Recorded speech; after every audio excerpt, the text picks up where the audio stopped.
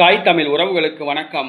30 ஆண்டுகள் கழித்து துணை சபாநாயகராக மீண்டும் பொறுப்பேற்றார். 30 ஆண்டுகள் கழித்து துணை சபாநாயகராக மீண்டும் பதவியேற்றார் என்ற தலைப்பில் இந்த காணொளியை நாம் காண்கிறோம். 1984ஆம் ஆண்டு நடைபெற்ற பாராளுமன்ற தேர்தலில் அதிமுக சார்பில் கரூர் தொகுதியில் தேர்வு செய்யப்பட்டவர் தம்பித்துரை.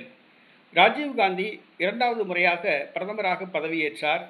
அப்பொழுது பல்ராம் ஜாக்கர் பாராளுமன்ற சபாநாயகராக தேர்வு செய்யப்பட்டார். தமிழ்நாட்டை சார்ந்த அதிமுகவை சார்ந்த தம்பித்துரை துணை சபாநாயகராக தேர்வு செய்யப்பட்டார். 5 ஆண்டு காலம் அந்த பதவியில் இருந்தார் என்பது குறிப்பிடத்தக்கது. தம்பித்துரை கரூரிலிருந்து பலமுறை பாராளுமன்றத்துக்கு தேர்வு செய்யப்பட்டவர். பர்கூர் தொகுதியில் இருந்து சட்டசபைக்கு தேர்வு செய்யப்பட்டவர். செல்வி ஜெயலலிதா அமைச்சரவையில் கல்வி அமைச்சராகவும் இருந்தார். ராஜ்யசபா உறுப்பினராகவும் இருக்கின்றார்.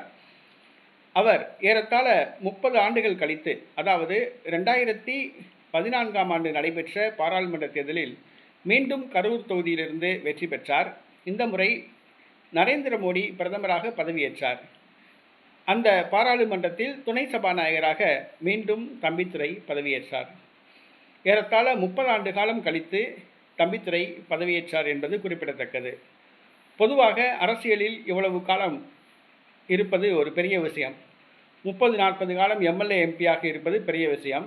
1984ஆம் ஆண்டு துணை சபாநாயகராக பதவியேற்ற தம்பித்துரை 30 ஆண்டுகள் கழித்து 2014ஆம் ஆண்டு மீண்டும் துணை சபாநாயகராக பதவியேற்றார் என்பது குறிப்பிடத்தக்கது. இது வரலாற்று முக்கியத்துவம் வாய்ந்த ஒரு செயலாகும்.